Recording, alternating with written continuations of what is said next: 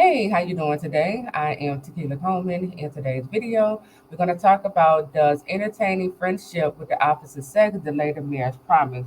So it could delay your marriage promise, okay? And I'm going to try to break this down and just be very clear in my response. But yes, entertaining friendship with the opposite sex, it can delay the marriage promise. And here's the thing, because this opposite sex, it could be a counterfeit. It is a counterfeit if it's not God ordained, right? But this opposite sex, what if they look like a potential spouse? What if they check all the boxes on your list? And what if this opposite sex, aka counterfeit, wants to date and marry you? What you gonna do when you find yourself in that situation? See, this is the very reason why God, will instruct us to believe in spouse and being loyal to our spouses. This is why, God want us to get an understanding concerning God ordained marriage and what happens when we entertain friendship with the opposite sex. Because what you're really doing is now you're entertaining someone else's spouse. So you got to understand God ordained marriage, right? You got to understand it. When God chooses a spouse for you, he also has chosen a spouse for the next person. So this opposite sex also has a spouse who God has chosen for him or her, whether they know it or not, right? And so this is why God will call us to be loyal to our spouses because he doesn't want us rolling over into idolatry, okay? He doesn't want us fornicating. He doesn't want us opening up the door to sin or death, right? He doesn't want us reaping these curses, upon our life, right? So that's what's going to happen whenever we are disobedient to God's instruction, okay? Um, so that's the thing, and let me say this: it's not that God doesn't want us having friendship with the opposite sex, yes, but right now He have you preparing for marriage, and you got to begin to ask yourself: if I know that God has me preparing for marriage, why date a counterfeit? Why entertain friendship with the opposite sex when I may be vulnerable right now, when I may be desiring to be around the opposite sex present, right? Come on now, let's be real, right? If I know that God has me in a season of preparation for my God ordained marriage, why in my mind am I considering to entertain or date the opposite sex? We got to go there with ourselves. When God puts you in preparation for marriage, this is your time to prepare. This is your time to learn about yourself. This is your time to allow God to take you through this purging process. Let me tell you something. One of the reasons why we see a lot of broken relationships, a lot of broken marriages, is because we go from relationship to relationship to relationship and we never stop. And we never go through that purging process. We never, like, we don't really take the time out to learn, well, what went wrong in the last relationship? What went right? What can I learn from that last relationship, right? What are the things I need to unlearn from the last relationship, right? We don't take the time out to, self reflect and learn the lessons. We just jump right into a whole nother relationship. And we keep getting the same results, right? And so this is why God, He'll tell us, prepare.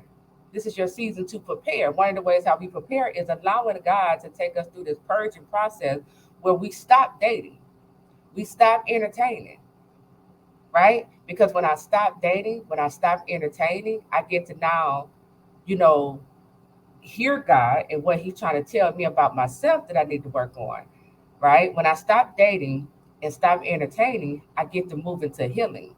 But if I continue to date and continue to entertain, I run the risk of entertaining something that may hurt me later on. And now I got to go back through this healing process all over again, right? So again, it's not that God doesn't want us entertaining or having friendship with the opposite sex.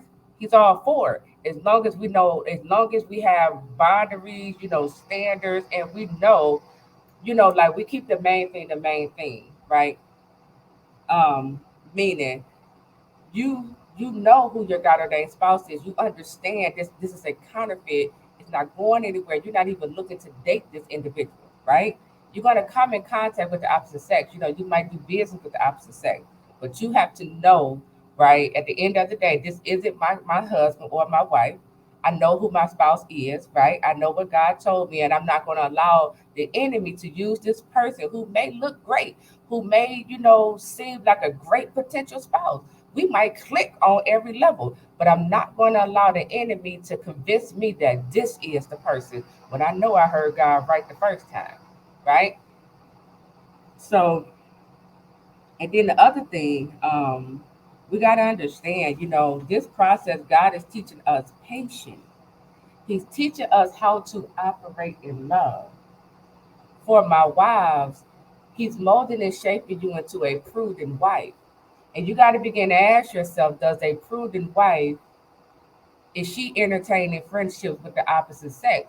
Is a prudent wife dating, counterfeits? No, right? God is, you can't see it right now, but what God is doing and how God is instructing you, He's positioning you to be the obvious choice, okay, to your spouse.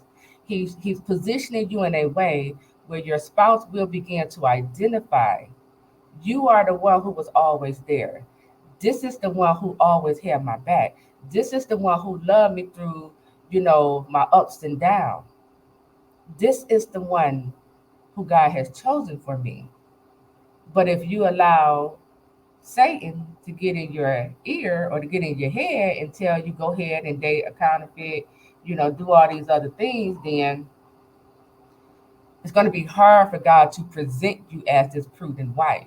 Okay, it's gonna, and like how I said, entertain the opposite sex with the friendship. It can delay your marriage promise because you're being distracted. You're unable to hear God as clearly, right? Because this person that's now in your space is blocking you from hearing what God is trying to say to you. It's blocking your spouse from coming in, right? And that's how the delay can come, can look in this friendship, right? So, like I'm gonna say it again, it's not that God trying to keep us, single and He's very strict. No, but we're in a season of preparation. He want us to prepare, right? However way that look for you. He want us to prepare. He want us to learn things about ourselves. He want us to, grow in character, grow in identity. He want us to, learn His voice. You know, um, he want us to be in friendship with the Lord, right? Scripture say an unmarried man is concerned about the Lord's affairs, right? God is trying to bring healing and deliverance to His children.